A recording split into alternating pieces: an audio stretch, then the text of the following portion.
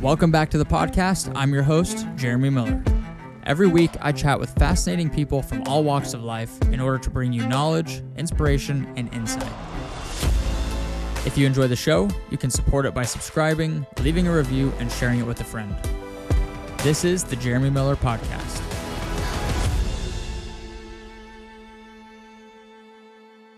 What is going on, everybody? Welcome back to the podcast. As you can tell, this is a very different, very unique episode, if you will, because there are no guests today. It is just me, yours truly, going to be doing a solo episode on my experience at the OC Marathon out in Costa Mesa, Newport Beach, California. And I'm just going to test out this new format of podcast, see if I enjoy doing it, see if you guys enjoy listening to it. So again, no guests today, just me. I'm just going to riff. It's going to be totally unedited, totally raw. So you're getting the full version of Jeremy today. So I hope you guys enjoy. I'm just going to go from the whole experience from start to finish, traveling to Austin, getting to Newport, running the race, the Shakeout run, everything in between. It was a packed weekend. I did so many things, saw so many amazing people, and it was truly just an amazing weekend. So I kind of want to recap everything and give you guys the full experience from this side of things. So hope you guys enjoy, and we'll dive into it right now. So I left Austin, Texas on late Friday morning, flew out from the airport here, and arrived to Newport Beach. It was like late morning, early afternoon. And I'll say that this experience as a whole was just so different from other races I've done in the past, because I wasn't going for a certain goal time at the OC Marathon. It's really just to go out and like have fun, enjoy it, meet a bunch of people, film, get content while I'm out on the course, as opposed to, Boston which I ran 20 days prior to the OC Marathon. Just totally different experience, because mostly due to the fact that like I was going for, a certain goal time in Boston. So I felt like a lot of pressure on myself to like make sure my nutrition was super dialed in, to make sure like I wasn't spending too much time on my feet, that I was, doing all the right things, and just like trying to stay dialed in and focused on that goal time. And like constantly in the back of my mind, I'm like, okay, 6:25 pace, 6:30 pace, like trying to go through the course in my head, making sure I have that goal time locked in. There's so many details involved with that kind of racing.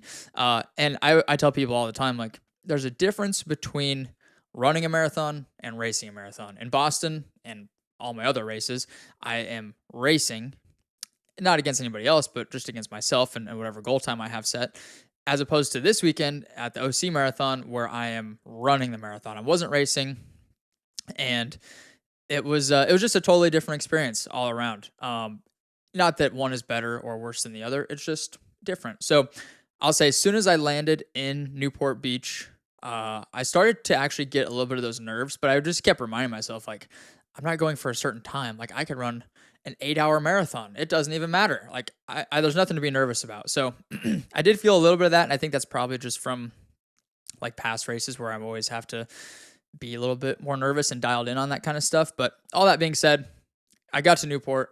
I felt very excited. I could feel the energy, and I was really ready for the weekend as a whole. So I checked into the hotel, which was the Vea Hotel, which, full disclosure, the reason I ran the OC Marathon was because they were nice enough to invite me out. They contacted me in like October, November, said, hey, do you want to come run our marathon? We'll like compensate you for your race registration. We'll cover hotel, cover some like travel fees, stuff like that. And I said, heck yeah, because why not? Like, go run a marathon in beautiful California and have most of the expenses covered. So it seemed like a no-brainer to me. And part of that was the hotel. So I stayed at the Vea Hotel, which was so convenient. It was literally like, I don't know, like a 30-second walk from the front of the hotel to the start line of the marathon. So that was great. The hotel was just beautiful. Like, there was an open air gym, like a full on gym, probably the nicest hotel gym I've ever seen in my life. There was a pool with like a big deck and a bar and an outdoor restaurant. There was a super nice restaurant inside the hotel. It was within walking distance to like this big outdoor shopping center, like an outdoor mall basically, called Fashion Island. It was like a 10-minute drive to the nearest beach. It was just like overall an amazing hotel, amazing experience. And I'll be honest, like if it were up to me, if I were to go out there, I'd be staying at like the most basic hotel. Like I'm so simple to please that I don't need all this fancy stuff. So it made the experience that much better that I was able to get that. So again, full disclosure, I got to give shout out and a big thanks to OC Marathon and Vea for even having me out to host me for this. Because otherwise, I probably wouldn't have been out there this weekend. So got to start this off by saying that. As soon as I got to the hotel, they actually had like a care package for me, like this little like a rolling cart with like a charcuterie board and fruit. And they even put a foam roller on the cart with like my Morton running gels. So they did their research. They knew what kind of gels I was using. I don't know. It was super kind of them and much appreciated. So that was a very warm welcome. As soon as I got, or after I got checked into the hotel, after I got settled in, I went and got lunch. I went to Wahoo's Fish Tacos, which was based on a recommendation from an athlete that I coach. His name's Jack, and he grew up out in Newport. So, Jack, huge shout out and thank you for the recommendation on Wahoo's Fish Tacos. They were amazing. And I feel like you can't go to any coast anywhere and not get some sort of seafood or fish. So I had a lot of seafood this last weekend, and it was all incredible. I loved every bit of it. So after lunch, went back to the hotel, put on my running gear, and I went for about a 5-mile run. I went around this little island. It's called Balboa Island, I believe, or Balboa Pier or something like that. Balboa Peninsula. I don't remember the exact name, but did about 5 miles through there. That was super beautiful, just surrounded by water and boats, like these massive yachts. It was a really great run. And here in Austin, Texas, it's been like gloomy. It's been rainy. Haven't had a lot of sunshine. It's been warm, but haven't seen the sun for a little bit. And so going out to California, obviously it's super beautiful, super sunny. So shirtless run to kick off the weekend was pretty perfect. And then after that, went back to the hotel. I got in an upper body workout, just did some like body weight stuff, push-ups, pull-ups, that kind of thing, just to stay loose. And I honestly just wanted to like use the nice hotel gym a little bit. So I need an excuse to go get a workout in. So I did that. And then honestly, the rest of the day, just chilled by the pool. It was cool. They'd actually have like a waiter kind of walking around and would ask if you needed food or drinks or anything. And my 12-year-old self ordered, some sushi and some chicken nuggets because why not? So had some sushi, had some chicken nugs, chilling by the pool. They had some live music, which was cool. And that whole first day was really just hanging out, kind of enjoying the vacation more or less. And then Saturday morning, I woke up. This is the day before the marathon. So Saturday morning, woke up early, took an Uber over to the Newport Pier because I was hosting a shakeout run. We did about 2.5 miles, just right down the coastline, it's like one of those paved bike paths. You see it in all the movies of people just biking, running down the boardwalk basically on the California coast. So that was super beautiful. Literally the weather was just amazing all weekend. It was sunny. It was like 60s, 70s. Just couldn't ask for better weather that weekend. But the shakeout run was so much fun. I think we had about 30-ish people show up, and I honestly never know exactly how many people are going to show up to those things. Like I typically will create a Strava event and I'll start posting about it on Instagram, other social media to try and promote it a little bit. Sometimes I'll have like 30 or 40 people RSVP on Strava and then like 5 or 10 people show up in person. But then other times I'll have like 5 people RSVP on Strava, but like 40 people will show up. So I truly just never have any idea how many people are actually going to show up to those things. And honestly, like if there was one person that showed up, like I'd still be there. I'd still be running with them. I'd love to, chat with them and hang out with them.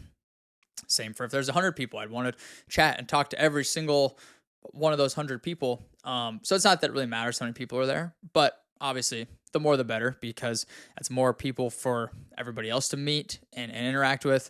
And I just love, getting people together, getting the community together. So it was a ton of fun. It was a great turnout, about 30 people. I don't know. That's truly one of my favorite parts about the running community is just no matter where you go, like I've never even been to Newport Beach, but with the power of the internet, you can bring people together. And we had 30 people who are all very like-minded. They're out there to better themselves. They run to get better physically and mentally. And when you get around those types of people, it's just so contagious. And the types of just the energy that you can feel at those types of things is like it's unlike any other thing. So I love that. I love getting people together and just being around like-minded people like that. And then after the shakeout run, I went back to the hotel, grabbed breakfast. I had a parfait and I believe it was an egg and sausage, turkey sausage breakfast burrito. Had like a cup of fruit. And my nutrition this weekend, again, because I wasn't going for a particular time, I still wanted to carb load as much as possible. I wasn't super dialed in. I didn't track anything. But I was conscious of like, okay, I got to get in a decent amount of carbs. But because I'm not putting out like a huge effort, pushing like, redlining during the race, I knew that I didn't really need to top off all the glycogen. As long as I had like a good amount stored up, then I felt like I was going to be fine. And then I rented a bike from the hotel, which was clutch. They had e-bikes and they had regular bikes. I opted for the regular bike solely because I just wanted a little bit extra workout and I wanted to get my legs going a little bit. So I left the hotel, biked. I forgot to start it on my watch for the first like 4 miles, but I ended up, I think I tracked like 6 miles on my watch. So it was probably like around 10 miles total for the day, which was fun. Just literally cruising around Newport, seeing new places that I'd never seen before. And I went to the packet pickup, the Expo, which was a ton of fun. Got to meet some people there, got some pictures with people, got to hear a little bit about their story. Obviously got my bib, got the t-shirt, the whole packet, all that stuff. Walked through the Expo. They had tons of vendors. Just like, it was a great expo all around. So did that and then biked over to a place called Ipono Hawaiian Food. And this was, again, a recommendation from another athlete that I coach. His name is Luis. He lives up in LA, but he was telling me about this Hawaiian place in Newport that was really good. So I checked that out. It was called Ipono. And I will say, as somebody, I'm not Hawaiian, obviously, but as somebody who lived in Hawaii, we were there for about a year, had a lot of Hawaiian food in Hawaii, very authentic stuff. This Ipono restaurant in Newport was pretty damn close to true Hawaiian food, if not like it was very authentic food. So if you're in the Newport area or if you're ever traveling out there and you want some good Hawaiian food, definitely recommend Ipono. It was delicious. I had a poke bowl, I had a spam musubi, I had a coconut water. It was delicious. Got a lot of carbs as well, some protein and fat in there. So I love Hawaiian food. I could talk about it all day. And then after lunch, biked back to the hotel and just kind of chilled for a few hours, just caught up on some work, did some emails and whatnot, laid around. And then about 6 or 7 p.m., I found an Italian place that was like a 2-minute walk from the hotel in that little Fashion Island area that I was talking about. And went and got some Italian food. I had this ginormous meatball. It was one of the appetizers that they had. Incredible meatball. Just like, I don't know what it weighed, maybe like 2 pounds, maybe not 2 pounds, maybe about a pound, just a giant meatball, and devoured that. It was so good. It was probably made for like 2 or 3 people, but I ate it to myself because it was that good and I was hungry. And then I also got a pizza, got a pepperoni sausage pizza, again, with the intent of getting in some more carbs. So crushed the whole pizza. That was amazing. That was called Cucino Enoteca. Hopefully I'm saying that right. So again, if you're in the area looking for some Italian food, that place was bomb. Afterwards, I was craving some kind of like sweets. And at first my mind went to like ice cream or something like that. But I'm like, we're in California. We got to run a marathon tomorrow. Let's find something a little bit healthier. And so again, because we're in California, I was like, acai bowls. So I looked up some acai bowls. What do you know? There's a place like a couple-minute walk from the Italian place. So it was called Pressed. So I went and got an acai bowl. Delicious. Had like banana, coconut, goji berries, blueberries, honey. Just, a classic acai bowl. Delicious. Curbed that sweet tooth. So that was amazing. And then went back to the hotel. By this time it was about 8 or 9 p.m. Just got my gear ready for the race the following morning. Set out all my nutrition. Got my shoes ready. My tank top, my shorts, socks, hat, everything. I like to plan out all that stuff. I have it all set out, laid out perfectly so that when I wake up the next morning, I don't have to think about it. I can just put my stuff on. I've got all my nutrition laid out in order of how I'm going to eat it. I get very like type A and detailed about that kind of stuff. So, in my opinion, it's like, what is that saying?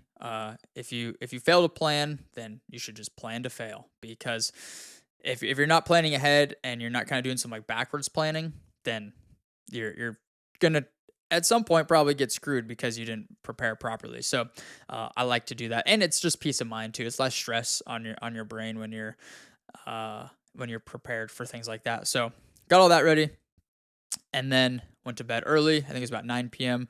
Because I had to wake up at about 4 a.m. the following morning. It was actually a pretty early start time for the marathon. It was a 5:30 a.m. start, so went to bed early, and then woke up again about 4 a.m. As soon as I woke up, I started fueling. My fuel for this race, again, was a little bit dialed back from what it normally would be if I was going for a PR. But I still got in, I believe it was 2,400 milligrams of sodium through Redmond's Relight electrolytes. That's 3 servings of that. And then I had a Morton drink mix, the Morton 320, which has about 320 calories. I believe that one has about 80 grams of carbs. So lots of carbs there, lots of calories.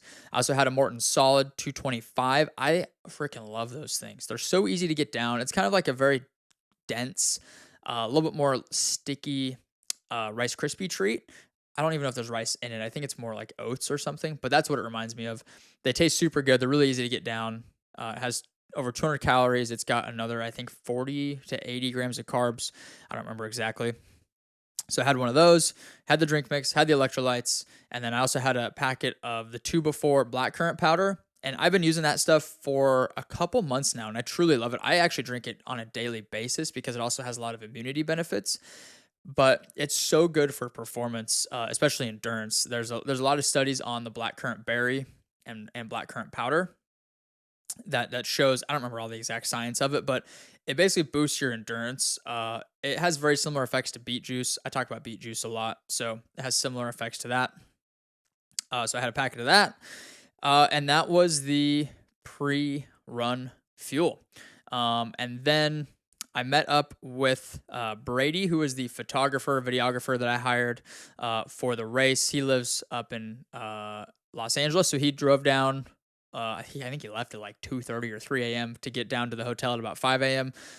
So shout out to Brady for spending your morning chasing me around the marathon course and waking up so dang early. I really appreciate it. But he got some amazing photos and videos from the course, so I'm excited to share all those things. I've already shared some of them, but we've got a whole YouTube video coming soon. So if this comes out before that, but met up with him, and then we walked over to the VIP area for the marathon, which again, the OC Marathon was nice enough to give us VIP area access, which I've never actually done that for a marathon before, but I will say I think it might be worth the extra charge. I don't know how much extra it actually is, but you're hanging out like in your own little area. You don't have to like go stand in the start corral, in the corral forever before the race, especially if it's a cold weather race.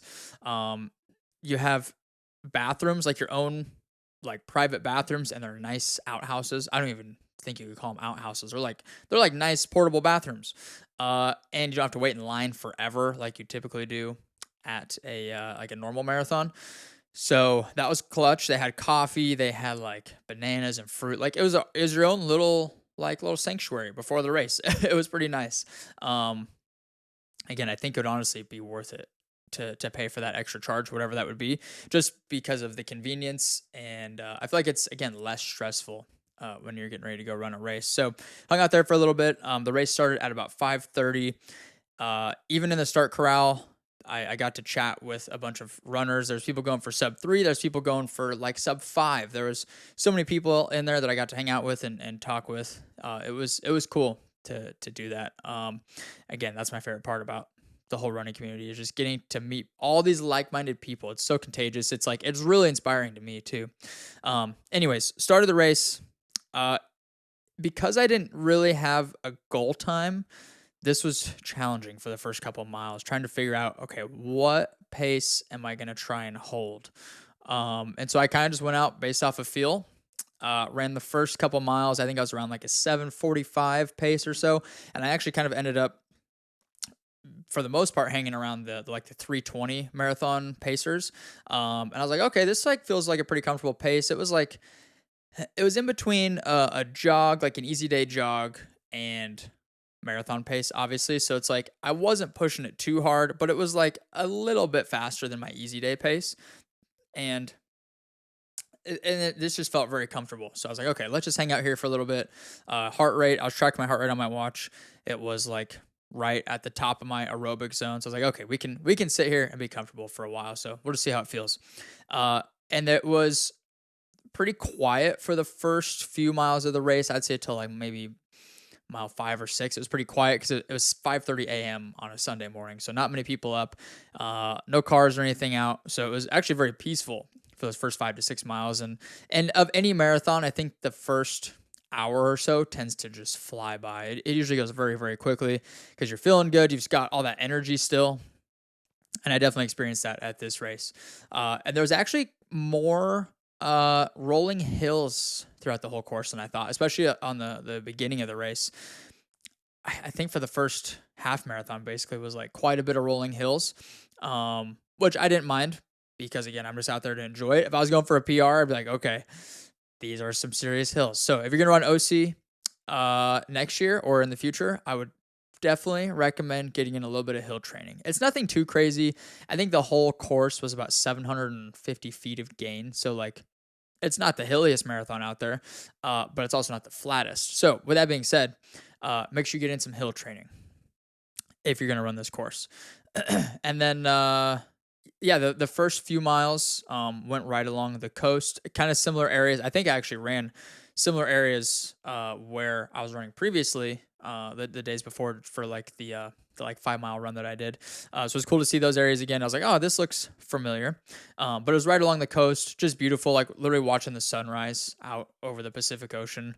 I guess it wasn't rising over there, but you could see the sunrise while looking out at the Pacific. So it was beautiful. All that being said, and again, it was very hard to not go out too fast because I don't know. The competitive part of me really wanted to push it, like it was feeling good. But I was like, no, we got a marathon to run. We just did a marathon 20 days ago. We got a 50K in 6 days from now. Like, just take it easy. So it was honestly challenging to not go out and push it. So that's why I kind of stuck with that like aggressive jog, I'll call it. So I hung out there for a little bit, and then, excuse me. The nutrition on the course was solid. I did carry gels with me, but they also had, I believe they're called charge gels. I hope I'm saying that right, but they had those gels on the course. I've used those before. Those are really solid. They have no issues on my stomach. I didn't use any during the race, but I did see them out there. I saw a lot of people grabbing them. But I did take a lot of water from the aid stations, the water stations, and I did take a ton of electrolytes. Any chance I could, pretty much every single aid station, I would reach out, grab some electrolytes. The electrolytes that they had on the course was Electrolyte, which you might have seen me talk about that before. I've used it previously. I've promoted it. It's similar to Gatorade, but it has a lot less sugar, I believe. It's a little bit cleaner than something like Gatorade or Powerade. So they had that out there. That's clutch. And honestly, like at that point, when you're running a marathon, like you need the carbs, you need the sugar, you obviously need the electrolytes and the sodium and all that. So that's one of the biggest things that I have to tell people, like whether it's coaching or just people asking for advice on marathons, is like you have to fuel early and you have to fuel often. Like you can't wait till mile 16 when your legs are starting to cramp up to get in the electrolytes, because at that point it is far too late. You have to do it way early on. The mile 4 or 5, mile 10, whatever. Like any chance you get to consume electrolytes during a marathon or carbs, like you have to take that chance. You have to get in as much as you can, because otherwise it's going to bite you in the ass and you will be like some of the other people I saw at like mile 20, 22, where they were literally laying in people's lawns, cramping up. Yeah, you don't want to be one of those people. So make sure you fuel early and often. And speaking of that, I was taking a gel. I did the Morton gels. That was every about 5 miles or so. So I did 5, 10, 15, and then I think I took one at mile 21. Uh, Felt great. Never felt like I was gonna bonk at all. I think that with the electrolytes, doing it so early and often, I felt pretty good the whole time. Um, and again, that's I wasn't going for a PR, so that probably has an effect as well, because I wasn't pushing it like at 100%. But again, you got to fuel no matter what. I was able to see Brady, the photographer and videographer. I saw him at mile 4, mile 13, and I think mile 20. And every time I saw him, I was looking forward to seeing him. He would like text me. I had my phone with me. He would text me. He's like, "Hey, I'm at mile 4 on your left, like right after this turn." I was like, "Okay, just get to Brady next." And that was like little checkpoints that I had in my head. I look forward to seeing him. It was nice to see him out there, just see like a familiar face. And that's the other thing too. Like, as much fun as I was having and as like exciting as it was to just be out there soaking it all in, excuse me, marathons are still hard. Marathons, no matter what, no matter how fit you are, no matter how fast you're going, marathons are tough. Like, you're moving your body 26.2 miles, 42 kilometers. It's tough. Like, I don't care who you are. Marathons are hard. So that's something that I got out of this, and I like to try and learn something from every single race or event that I do. And I think that's the one of the biggest things that I learned from this one was like, no matter again, no matter who you are, no matter what your fitness level is, whatever, marathons are going to be challenging. They're hard. You have to respect the distance, and even if you're just going to go out and like cruise, you got to be ready. You got to be buckled, and you got to be dialed in mentally, because they're just tough.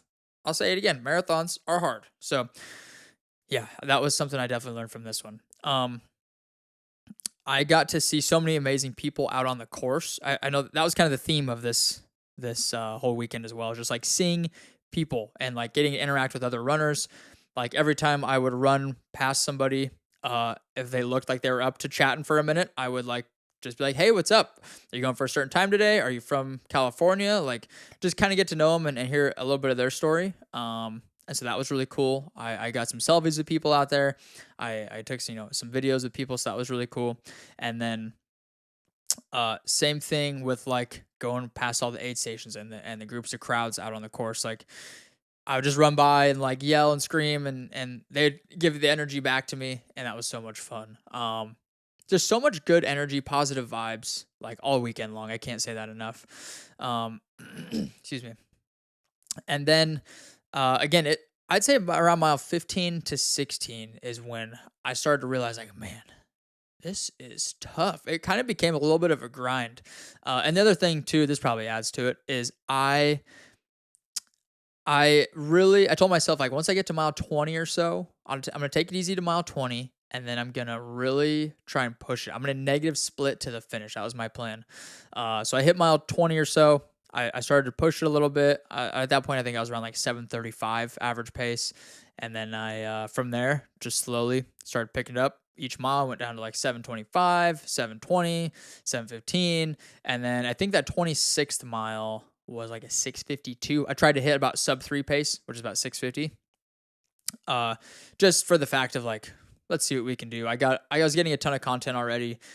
There's like that last like 6 miles was kind of like a dead part of the course. There wasn't a lot of spectators.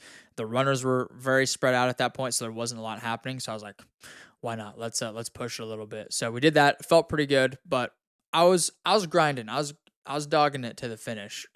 But I was feeling good. So I enjoyed that part of the race. I feel like I scratched the itch a little bit of the competitiveness in me. So did that.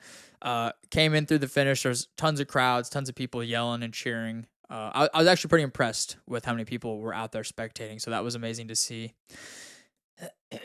And then finished the race up. And again, walking back through the like fairgrounds area after the race, which is the same area where the expo was. So a bunch of people recognized me, which is always so cool. And it's still so weird to me, to be honest. Like, I'm still not quite used to it of people coming up, be like, "Hey, I follow you on Instagram. I love your content. I love all your running tips and stuff." Like, it's weird to me, but I know that to them, like, had to like work up the courage to like come and like say hi, because it's like they don't know me. I'm just some random guy they follow on the internet. So to those people who actually do come up and say hi, like kudos to you, because I love that part of it all. That's like honestly one of my biggest motivators on days when like I'm not really feeling like putting out a post or putting out content or to keep moving forward with some stuff. Like that's my motivation that keeps me going, is like, okay, there's people out there that are benefiting from this, that like, they're not relying on it necessarily, but like they're gonna benefit from this. They're gonna get something out of this. And so that's a huge motivator, is for me to keep going, is like seeing those people and interacting with them and seeing like a real human in real life, not just some number on a screen or like some comment on an Instagram post. Uh, so again, met a bunch of people after the race, got pictures with people, got to chat with them, and then following the race, I went back to the hotel, got showered up, went down to the restaurant in the hotel to grab some lunch. I ran into one of my friends there who had just ran the race. His name is Pharrell. Sat with him, chatted for a while. Had, again, my 12-year-old self ordered some sushi and French fries and a big cold glass of milk. I'm a big milk guy, especially after a hard race or a run. I don't know what it is. I just crave milk. So take that as you will. So had lunch there at the hotel, and then went to this place called Sidecar Donuts, which is another recommendation from a girl that I coach who also lives in the Newport, Costa Mesa area.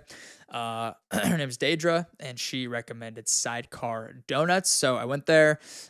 Super good donuts, very unique donuts. I don't know if I've ever had any quite like this. I think it's just the way that they bake them or the dough or whatever, but they were super good. I had an apple juice as well because, as you can tell by now, I am 12 years old. And then I was, from there, I had a couple hours to kill, but I was meeting up with a friend for dinner at a place called Slapfish. So I had a couple hours to kill, and I was like about 5 to 6 miles away from this restaurant. So I was like, I was going to call an Uber, but I looked on the map, I pulled up on the map to see how long of a walk that was going to be to go 6 miles, and it said about 2.5 to 3 hours. So I was like, you know what? We just ran a marathon. I need to get the legs moving. I need to get the blood flowing. Sitting in a car and then just, sitting around isn't going to do much for me. So let's just walk. So I walked about 5 to 6 miles, met up with Luis for lunch, or excuse me, for dinner. And my legs honestly felt very, very good after that. Like, it was a long walk. It took about 2 hours, or I think it was like 2.5 hours. But it was much needed. And that's one thing, if you're going to take anything away from that, is the active recovery side of things for marathons or half marathons, whatever, any kind of race. The active recovery is so crucial. I think that it's the blood flow, it's the movement. It's like, I always say, motion is lotion. It's like you're lubricating your joints. There's like, I don't know the scientific term, but there's like joint fluid basically that you can get circulating, which will therefore help repair your joints and all the blood flow to your tired muscles, your fatigued muscles. It's just, I think walking especially is one of the best things you can do following a race. And so now I'm recording this on Wednesday. So this is 3 days after the marathon, and my legs aren't even sore anymore. They were a little bit sore yesterday, but now they literally feel totally back to normal. And I attribute a lot of that to just the active recovery side of things. So got dinner with Luis and his nephew. They came down and met me at a place called Slapfish, got some more got some more seafood. I had some poke, which is raw tuna, if you don't know. And then we drove over to Huntington Beach, just about 15-20 minute drive. Checked that out, went to the Huntington Pier, kind of walked around there. I crushed a large acai bowl, got the biggest one that I could find, and just demolished that. That was delicious. And then head back to the hotel and went to bed. And then Monday morning, I slept in as long as possible. I think I got a little bit over 8 hours of sleep. Again, if you don't get the active recovery in, you gotta get the sleep in, because sleep is when everything in your body regenerates. It's when everything gets repaired.